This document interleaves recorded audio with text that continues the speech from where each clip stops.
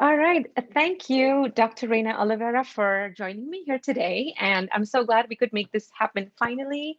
We're sitting Yes. cozy in our homes, and the kids may or may not be in bed yet, Yep. but I it's wish so they nice to were. have you here today. Thank you for having me. We're going to make this work one way or another. Yes, we will, because that's what we OTs do best, right? We adapt. Exactly. Got to be flexible. Absolutely. Just like the face of therapy has changed, right, over the last year and a half, and everyone's had to be flexible. And for those of you who don't know, let me formally introduce Dr. Reina. She is the founder of Telehealth OT Services, and she specializes in helping families become more confident and competent in caring for children with special needs and developmental delays. Did I miss out on anything? No, I am focusing in and now on homeschool families because I am a homeschool mom. And so that's just like a, even more like niche down that I feel really passionate about. Okay. And you were a mom to three beautiful girls, right? Yes, I have three girls, ages 5, 2.5, and 4 months old. Oh, well, congratulations on the 4-month-old. Thank you. You definitely have your hands full. Yes. But I wouldn't say, despite that, I would say, along with that, you are managing a super successful practice called Telehealth OT Practice. And I would say you are pretty much the guru of Telehealth Oh, OT. oh, thank And you. even though telehealth has been around for a while, its popularity has skyrocketed since the pandemic struck in 2020. So tell me, how was Telehealth OT Services born? So telehealth OT services started from when I was doing my capstone in my post-professional doctorate.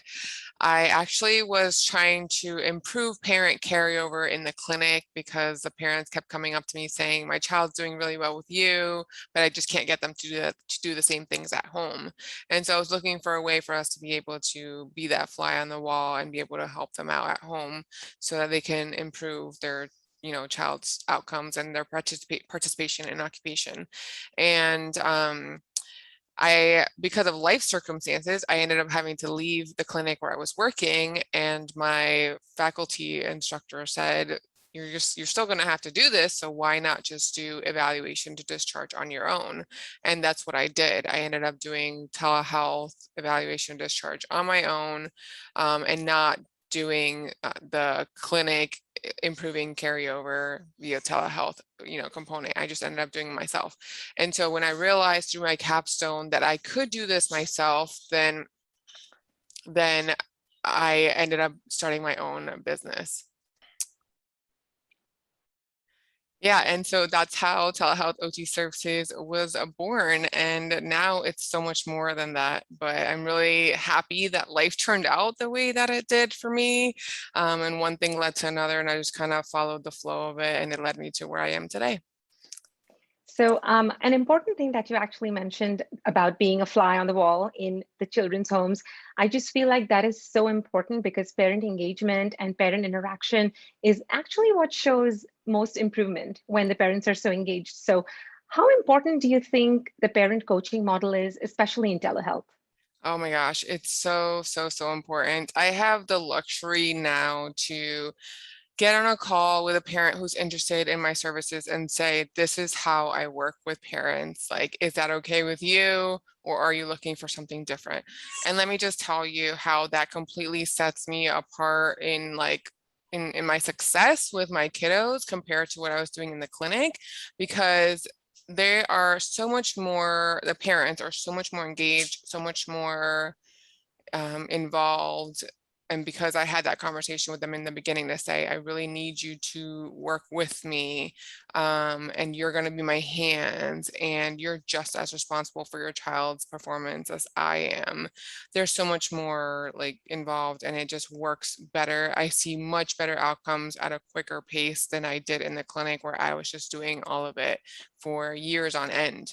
I mean, I see improvement with most kids that come through me for like 12 weeks. I'm able to discharge them and say, like, they've made progress, they've met their goals. Like, mom, dad, you're in charge, you've got this. That's awesome, and especially knowing that I'm not saying all of them, but a lot of the parent population, technology might be new to some of them, if not a lot of them. Yes. And it's been a difficult year for everyone, students and parents, practitioners, but we've all figured out how to wake up in the morning, click on a link, log in, and just meet on this virtual platform and get therapy done. So, given that, in certain parts of the country, COVID cases are rising again, what do you think would be the face of occupational therapy post COVID-19, or maybe 2 or 3 years down the line, say in 2025? Yeah, I think that COVID was really a blessing in disguise for the telehealth world because now everyone is, well, not everyone, like much more people are able to see the benefit of it. And I really think it's here to stay now that the world has been exposed to the benefits of telehealth, especially like in parent coaching and seeing better outcomes with kiddos and being able to work in the person's environment without actually stepping in their home and all the other benefits of telehealth, that it's here to stay. And it's so important whether practices use telehealth as a supplement or 100%. I mean, there's no reason why people shouldn't want to do telehealth and add that to their practice because it's just all positives. I mean, I haven't really seen any negatives of telehealth in and of itself. I understand like the concerns of too much screen time, and I get that, but if you just isolate telehealth, it's just beautiful. Yeah, I'm glad you feel that way because I feel the same way. And there are so many platforms out there addressing this transition, from in person to a more digitized model. Like we at Verge, we have the same thing, but we have a platform that can be used in person, digitally, as well as a hybrid model, however people choose to have their therapy. And what do you think are the reasons that people might choose telehealth over in person? Do you think if they have the option to choose either or, what do you think might make parents or families opt for telehealth? Well, I'll just give you an example from a call that I received today. The mom was saying that there are in-person services where she is, but her husband has a heart condition. And so they can't have, their child and this particular clinic, all the kiddos weren't required to wear masks and, they don't understand social distancing. And he's coming home to his dad who has a heart condition. So families that are immunocompromised just are really benefiting from telehealth as an option to continue to receive Absolutely. healthcare services despite their conditions. Um, Another benefit from a clinician perspective is someone whose spouse is in the military and they're constantly moving or having to do job interviews and, change coworkers and all that. It's really stressful. But if you're able to hold a telehealth position or have your own telehealth business, you can take that with you, wherever you move. And not just because of military, but other reasons that people are moving around. There's so many benefits. Moms like me who want to stay home with their kiddos, you can be a stay-at-home mom while still working telehealth, choosing our hours and being, flexible with our schedules. There's a lot of benefits. Yeah, that's so important. And what's your main reason, or should I say, what's your my why to get up and serve your clients every morning? Oh my gosh, I love seeing the effects that I can help a parent, like especially now that I'm a mom. I always remember parents in the clinic would ask me if I had kids. And at the time I didn't. And I felt like it was so irrelevant because I was so naive. I was like, it doesn't matter if I have kids. Like, I'm a pediatric therapist. I know all about development. I can help you. It doesn't even matter if I have kids. And now that I have kids, it's so much more like real to me what their struggles are, especially like, one of my kiddos has sensory processing issues. I can relate so much more to those parents. And so my why is like to really help them when, especially like now that I know what they're going through, I really want to be there for the parents to be able to have a better relationship with their kiddos, to be able to help them, to understand how to help them, especially those that have children with special needs that are lost and just don't know how to help their kids. I really want to empower them their to be their own child's therapist, or at least have some kind of ideas of what to do with their child and be confident about doing that. That's awesome. I'm sure a lot of the therapists feel that way too. And I know that your practice also involves empowering and coaching and mentoring other OTs. Could you tell me Yes. a little bit more about that? Yeah, so before COVID, when I first started my practice, I was actually getting a joke now that I say I was actually getting more OTs asking me, "Hey, how are you doing this telehealth thing?" Than I was getting patients wanting to get my services. And so I was like, all right, well, clearly there isn't enough information out there about telehealth. And so I decided that I could at least, at the very least, write a book about it. And so I was writing my book from January or maybe even December before COVID. And it got conveniently published in March when everyone needed to know about telehealth. That's perfect So timing. yeah. And so I transitioned. My practice was growing still at the time. And then I was transitioning to helping OTs through my book learn about telehealth, and then fast forward to create a course to help OTs learn about how to do telehealth. And then I started doing live Q&As for clinicians that just didn't know what software to choose, how to be HIPAA compliant, all these questions to hold up their practices through a pandemic. And then I transitioned to that question again. It just came full circle. Like, how do I start my own telehealth private practice? And so I was helping, and I still am helping OTs who want to start their own telehealth private practice. And it's really just been like, I've just been called to do every single step that I've gone to, and I just keep following like where it takes me and just going with the flow. And it's really, I have no regrets. I'm super happy with like where I am right now. I am, the benefits of having your own business. I'm on my own maternity leave. I'm not seeing patients, but I'm focusing on coaching OTs who want to do telehealth. And it's just beautiful. I'm really grateful for everything. That's awesome. So let me ask you one question that might be off the books. What Yeah. is one thing about Reina that we do not know? The thing that I tell people when anyone asks me this question, which I feel like it's such a random thing. It's not anything to do with OT or telehealth or anything, but it's that I collect playing cards. I have over 200 decks, and everyone's like, "What? Like that's so random."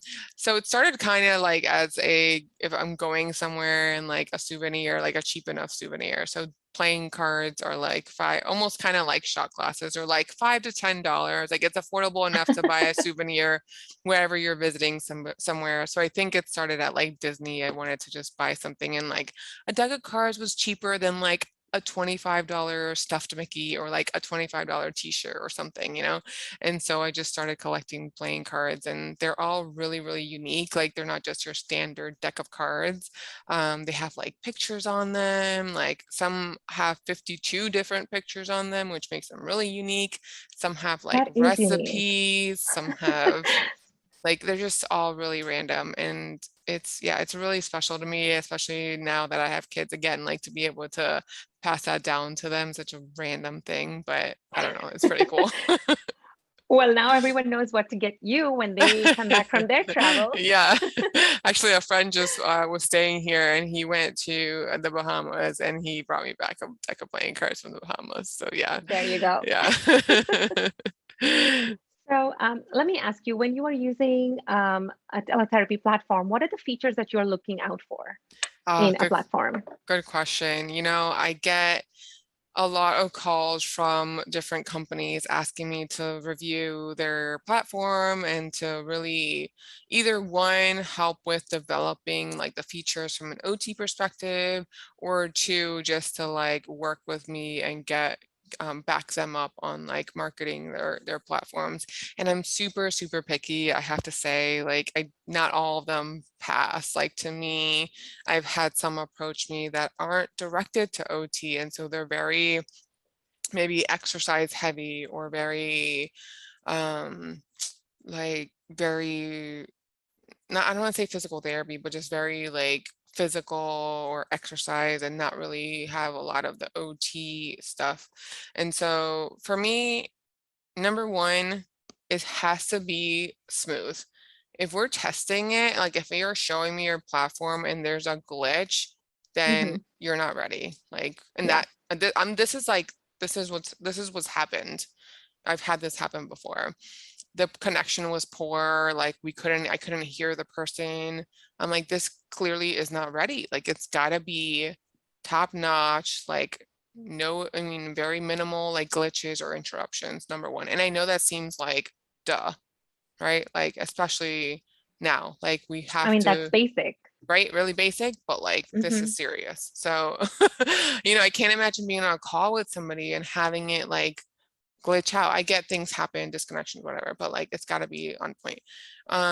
Number two, I would say that I look for is for it to be user friendly, like intuitive. I'm very techie, and I know that a lot of people are not, and that are coming into this world because they have to, not necessarily because they're as passionate about telehealth as I am. And Yeah. so I really look for something to be really intuitive and like easy to use, user friendly, and not too many like, just not too many things Not too many to moving kind of, parts. yeah, like just too Yeah. much stuff that's maybe too confusing. Like it's got to be really, really streamlined and easy to use. What else? Some of the OT things that, that I look for are, or that I know other OTs look for, not even necessarily me, but things that have like activities within the system to use, um, things that maybe have features like within the video, so screen sharing, so that I can share a quick like suggestion on Amazon, let's just say, to a parent, or so that I can show a worksheet to a parent, or show screen share something. So screen share, again, it seems really basic, but it's really important to be able to make that session just even more engaging to the child and to the parent. So what else? I think that's pretty much the basics. Yeah. That's checking off all the boxes. Yeah, because Yeah. when you talk about Zoom and Google Meet, I mean, there's a bunch of platforms that people are using and it's working for them, but those were not specifically built for therapy. So they Right. may or may not be HIPAA compliant. Yes. Oh, and And then HIPAA of course they compliant. don't have, yeah, they don't have this inbuilt library of materials Hmm. that that's what we're so focused on, because when we're talking about Verge, it's not just teletherapy, it's therapy in any form, right? Like in person, digitized, or a hybrid model. So just having an extensive library of content that Yes. OTs can use. And these are all content that, we've authored on our own. And we have amazing content providers like Your Therapy Source and the Inspired Treehouse, the OT Butterfly. And Yes. everyone is wanting to help the community. So everyone is Mhm. wanting to come together and build this platform that is so amazing and so easy to use, and screen Yes. sharing and all these different abilities. So I'm so glad that you mentioned exactly every feature that I can check off the box. Yeah, I mean, the activities I think are priceless. Like OTs are, like I said again, like I know from my perspective what I appreciate, but I'm also very in tune with what other OTs are looking for as they come to me, asking me for advice and stuff. And the activities are something that OTs are craving. Like they do not want to have to go outside of the telehealth platform to look for something else and like bring it in. If it's there, it's that Right. much easier, especially like planning activities is such a big to do as an OT, especially OTs that are like in the school system, don't really have a lot of time, don't really get paid a lot to be able to like invest more time to be able to plan activities. If it's all there for them, like they absolutely love that. Exactly. Like this is a platform here. It's ready for you to use. All you Hmm. need to do is log in and get started. That's it. Yeah. Yeah. Awesome. So before we end, I would like to ask you, what are you working on this summer? What are you focusing on? I know there's a couple of interesting things coming up. Oh man, this summer has been crazy. I unintentionally walked into this huge, huge project, which I'm really proud of. I ended up going to a business conference that was supposed to happen last year actually, but got canceled and pushed back because of COVID. So I ended up going to this conference and I came back super inspired because I was like, a bunch of PTs are doing this and I don't understand why OTs are not doing this. Like some of us, a lot of us are, but not as many. And so I wanted to get out this message of making money online, using our OT skills to make money online. And so I have made a lot of contacts through the pandemic online because the power of networking is just amazing and I really value it. It's one of my core business values is networking. And so I have a bunch of contacts and I just sat for a week and just messaged all these OTs and OTAs. And I was like, hey, do you want to come in on this event? Like, do you want to tell everybody what we do online and how we make money? And over almost 70 OTs and OTAs have said yes, that they're That's willing to amazing. help. And so I have been sharing a lot of the knowledge on Facebook about how to make money online through webinars and through my Facebook group. But the big thing is that on September 11th, 12th, we're going to have a 2-day virtual conference where over 60 speakers, almost 70, are going to be sharing how they make money online, what's worked, what hasn't, and get everybody on the train. Like, why is everybody not on this bandwagon? Like, even even as a side hustle, the name of the event is OT Online Side Hustle and Beyond. Even if you just want it as a side hustle, or if you want to take that and make it a full-time thing like I've done, then this is the event for you. So I'm super proud of it. I think it's huge. I didn't expect it to get this big, but I'm rolling with it. Like I'm just rolling with it. And it's That's going to be amazing. awesome. And I think it's coming at the right time when there's so many OTs who are finding themselves, like you said, pushed Yes. into this virtual world of therapy and, just Yes. having to make money in different ways. So I think it's coming at a perfect time and I'm sure it's going to be amazing. And I can't Thank wait. you. I'm going to be there. So I can't wait for Yes. it. I can't wait to hear your story. A lot of people want to know, a lot of people have been contacting me recently and asking like, is it only to start a business or is it also like to get remote work? And so I love that I have people like you to represent like you represent both sides, but like represent you can get a job that is non-clinical, that is not working directly with patients, but it's remote and you're using your skills in such a fabulous way to, represent this company. So I'm happy to have you. Yeah, thank you. Well, this was amazing. I wish we could chat more, but maybe soon. Yeah, we'll Yeah, definitely connect. I know I can't believe that I've never met you in person, but I still I connect with know. you online like I've known you forever. I know. I can't believe how many OTs I haven't met in person. It's just wild. And it's just like I have all these friends that are online and I've never met them. I never thought we'd be here, but it's really cool to build relationships with everybody online. And Right. Well, that's one of the questions I got in the beginning, actually. Like, how do you establish rapport online? And I'm like, this is how. Like, this is this is how. how. This is the new normal. Exactly.